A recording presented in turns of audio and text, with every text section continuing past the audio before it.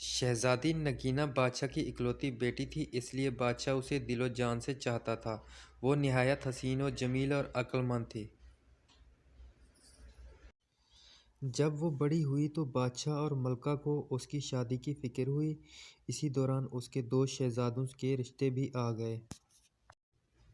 बादशाह को फैसला करना दुश्वार हो गया कि उसकी शादी किससे करे। उसने उस बारे में मलका से भी मशवरा किया, मगर वो भी किसी नतीजे पर नहीं पहुंची। इसलिए ये मामला हल ना हो सका। वो दोनों पड़ोसी मुल्कों के शहजादे थे। एक शहजादे का नाम शानदार था और वो निहायत नेक, अक्लमंद, बहादुर और बहुत खूबसूरत था। दूसरे शहजादे का नाम दिलशाद था। वो ना तो नेक और अक्लमंद था और ना ही बहादुर। उसने चुपके चुपके दिल में सोच लिया था कि शहजादी नगीना से शादी करने के बाद कोई साजिश करके बादशाह के तख्त पर कब्जा कर लेगा। चूँकि शादी पूरी ज़िंदगी का मामला होती है, इसलिए मलका ने फ़ैसला किया कि वो इस सिलसिले में शहज़ादी नगीना से इसकी राय मालूम करेगी। वो जिस शहज़ादे को पसंद कर लेगी, उससे उसकी शादी करवा दी जाएगी। जब उसने दोनों शहज़ादों के बारे में सारी मालूमात बताकर शहज़ादी नगीना से उसकी पसंद पूछी, और फिर शहज़ादी बोली, अम्मी हजूर, आपने मेरी तरबियत कुछ इस तरह से की है कि मैं अपने माँ बाप के फ़ैसलों पर सर झुकाने वाली लड़की बन गई हूँ।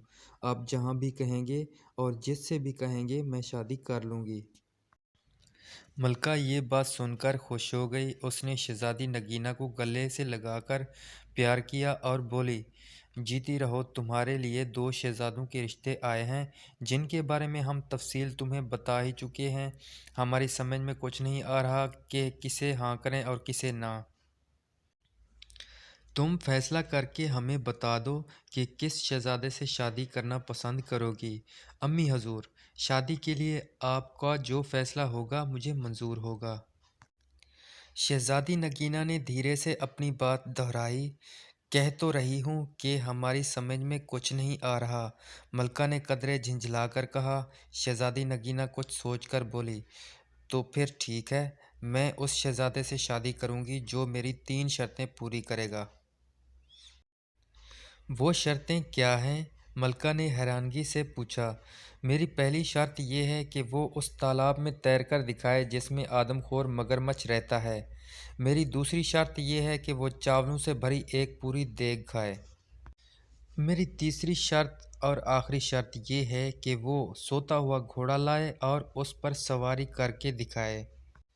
फिर क्या हुआ? शहज़ादी नगीना ने मुस्कुराते हुए कहा। मलका उसे हैरत से घूरने लगी और फिर उठते हुए बोली, इसका मतलब है कि तुम शादी करना ही नहीं चाहती। कोई भी तुम्हारी ये अजीबो-गरीब शर्तें पूरी नहीं कर सकेगा। तुम्हें पता है तालाब का आदमखोर मगरमच्छ कितना खौफनाक है, और वो बड़ा है। किसे हिम्मत है जो उस तालाब में तैर कर दिखाए? फिर कौन सा शहज़ादा एक देग भर कर चावलों की खा सकेगा? शहज़ादे तो वैसे भी नर्म और नाजुक होते हैं, और थोड़ा सा ही खा लेंगे तो उनका पेट भर जाता है। और सोते हुए घोड़े पर भला कौन सवारी करके दिखाएगा?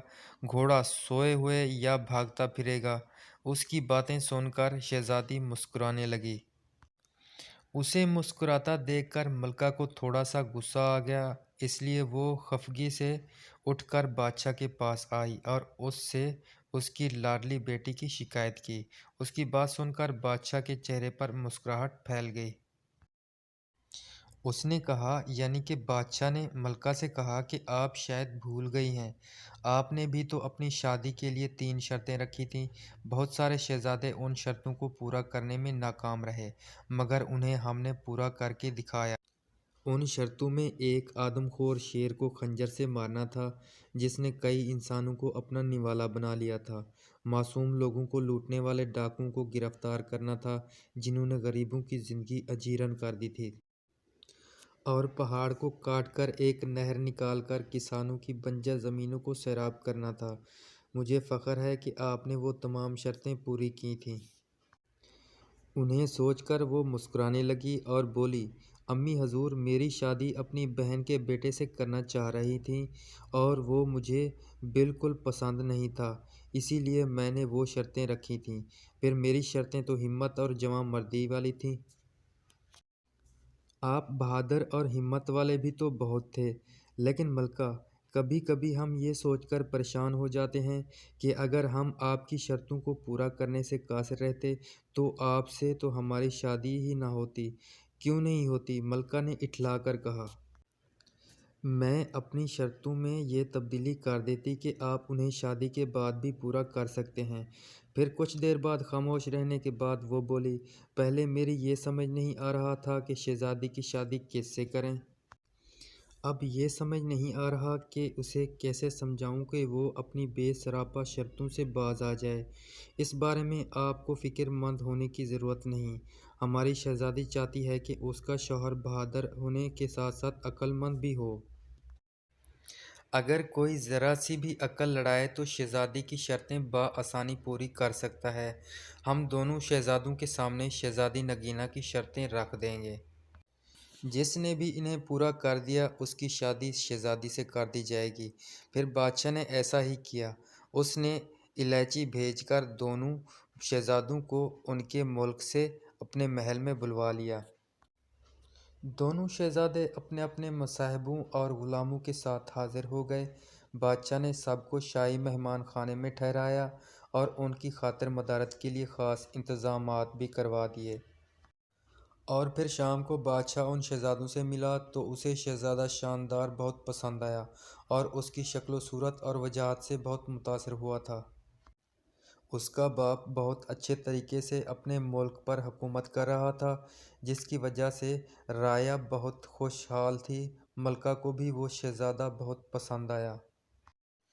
دوسرا شہزادہ جس کا نام دلشاد تھا، دونوں کو ایک آنکھ نہیں بھایا۔ بادشاہ کو محسوس ہوا کہ وہ ایک خوش آمدی اور چاپلوس قسم کا نوجوان ہے۔ اس بات سے بادشاہ نے اندازہ لگا لیا کہ وہ نہایت چالاک اور عیار آدمی ہے۔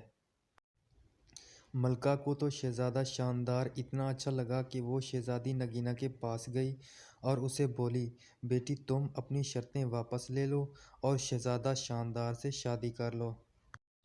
ایسا شوہر تو قسمت سے ہی ملتا ہے۔ اگر پہلی شرط کے دوران ہی مگرمچھ اسے کھا گیا تو بہت برا ہوگا۔ شہزادی نگینا نے اٹل لہجے میں کہا، اگر میں اپنی شرطیں واپس لیتی ہوں تو اس میں میری بے عزتی ہے۔ شہزادہ اگر میری شرطیں پوری کرتا ہے تو ٹھیک ہے، ورنہ اپنے گھر جائے۔ ملکہ مایوس ہو کر لوٹ گئی۔ دونوں شہزادوں کی ملاقات شہزادی نگینا سے کروائی گئی۔ اور پھر شہزادی انہیں محل سے کچھ دور جنگل کے نزدیک تالاب تک لائی اور ان سے کہا، یہ ہے وہ تالاب جس میں ایک آدم خور خونخوار مگرمچھ رہتا ہے۔ کیا آپ دونوں اس تالاب میں تیر کر دکھائیں گے؟ اس کا یہ کہنا ہی تھا کہ اسی وقت ایک بڑا مگرمچھ اپنا منہ کھولے تالاب کے کنارے پر آ گیا۔ اسے دیکھ کر شہزادہ دلشاد خوفزدہ ہو گیا اور بولا، جان ہے تو جہان ہے، میں تو اس تالاب میں ہرگز نہیں جاؤں گا۔ شہزادی کی دوسری شرطیں بھی بہت سخت ہیں۔ دیگ بھر کر چاول تو کوئی دیو ہی کھا سکتا ہے، اس کے علاوہ سوتا ہوا گھوڑا کہاں سے لاؤں گا، اس پر سواری کیسے کروں گا؟ میں تو چلا، مجھے نہیں کرنی یہ شادی۔ یہ کہہ کر وہ چلا گیا۔ اس کے جانے کے بعد شہزادہ شاندار نے کہا، شہزادی صاحبہ، کل میں آپ کو اس تالاب میں تیر کر دکھاؤں گا۔ رات ہوئی تو اس کے ساتھ آئے ہوئے غلاموں نے تالاب میں ایک بڑا سا جال ڈالا اور مگرمچھ کو پکڑ لیا اور دور ایک دریا میں چھوڑ کر آ گئے۔ اگلی صبح ملکہ، بادشاہ اور شہزادی نے دیکھا کہ شہزادہ مزے سے تالاب میں تیرتا پھر رہا ہے۔ شہزادی نے پوچھا، اس مگرمچھ کا کیا ہوا؟ وہ کہاں ہے؟ اسے میں نے پکڑوایا اور دریا میں چھڑوا دیا۔ آپ کی پہلی شرط تو میں نے پوری کر دی ہے۔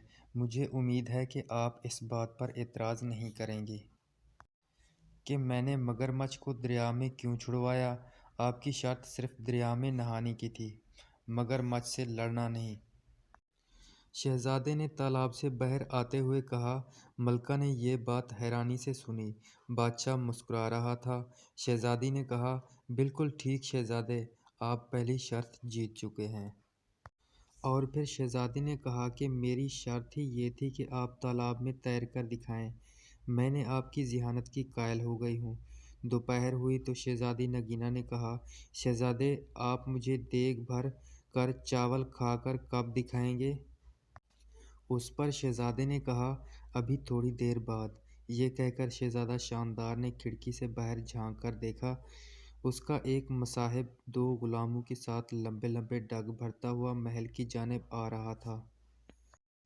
شہزادہ شاندار بادشاہ سے اجازت لے کر باہر نکلا اور اپنے مصاحب سے کوئی چیز لے کر جیب میں رکھی اور واپس آ گیا۔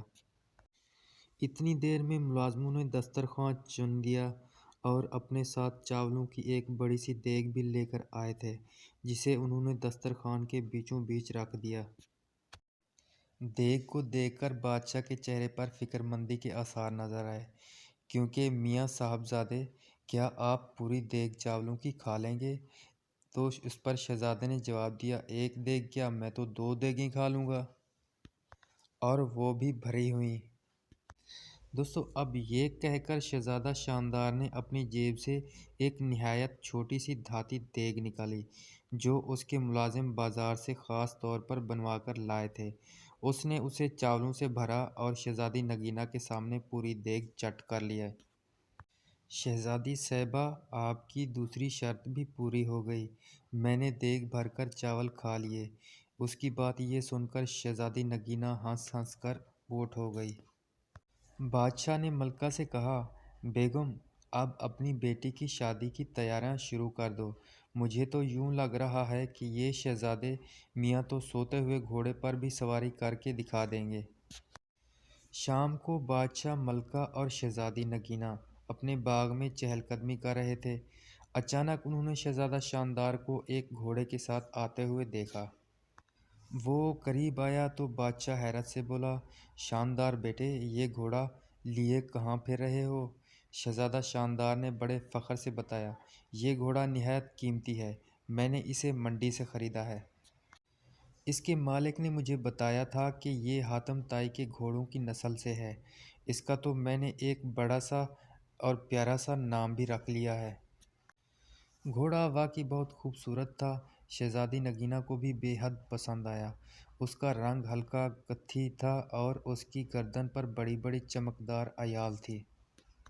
اور پھر شہزادی نے پوچھا، شہزادے، کیا نام رکھا ہے آپ نے اس کا؟ اس نے بڑے اشتیاق سے پوچھا، شہزادی صاحبہ، میں نے اس کا نام رکھا ہے سوتا ہوا گھوڑا۔ یہ سن کر شہزادی حیران ہو گئی، اور اس پر شہزادے نے بولا، کیونکہ یہ میرا گھوڑا ہے، میں جو بھی اس کا نام رکھوں میری مرضی۔ اب میں اس کو سوتے ہوئے گھوڑے پر سوار ہو کر دکھاؤں گا، تاکہ آپ کی تیسری شرط بھی پوری ہو سکے۔ یہ کہہ کر شہزادہ شاندار رکاب میں پاؤں ڈال کر گھوڑے پر سوار ہو گیا اور ایڑ مار کر اسے دوڑاتا ہوا باغ کا ایک چکر لگا کر دوبارہ ان لوگوں کے پاس آ گیا۔ یہ سب کچھ دیکھ کر ملکہ اور بادشاہ ہنستے ہنستے برا حال ہو گیا۔ اس پر شہزادی نگینہ بھی مسکرانے لگی تھی۔ کچھ دیر بعد وہ بولی، ابا حضور، ہم چاہتے تھے کہ ہماری شادی ایک ایسے شہزادے سے ہو جو بہادر ہونے کے ساتھ ساتھ عقل مند بھی ہو۔ ہم نے اپنی شرطیں اس لیے رکھی تھیں کہ انہیں پورا کرنے والے کی ذہانت کا امتحان ہو سکے۔ خدا کا شکر ہے کہ ہمارا شہزادہ مل گیا۔ اس کی بات سن کر بادشاہ اور ملکہ نے سکھ کا سانس لیا۔ تھوڑے دنوں کے بعد دونوں کی خوب دھوم دھام سے شادی ہو گئی اور وہ دونوں ہنسی خوشی رہنے لگے۔ تو دوستو، کیسی لگی ہماری سٹوری؟ اگر سٹوری اچھی لگی تو اس ویڈیو کو لائک کیجیے گا، چینل کو سبسکرائب کیجیے گا اور بیل آئیکن پر کر کے آل کر دیجیے گا، تاکہ میری آنے والی ہر نئی اپڈیٹ آپ تک پہنچ سکے۔ ملتے ہیں اگلی ویڈیو میں، تب تک کے لیے اللہ حافظ۔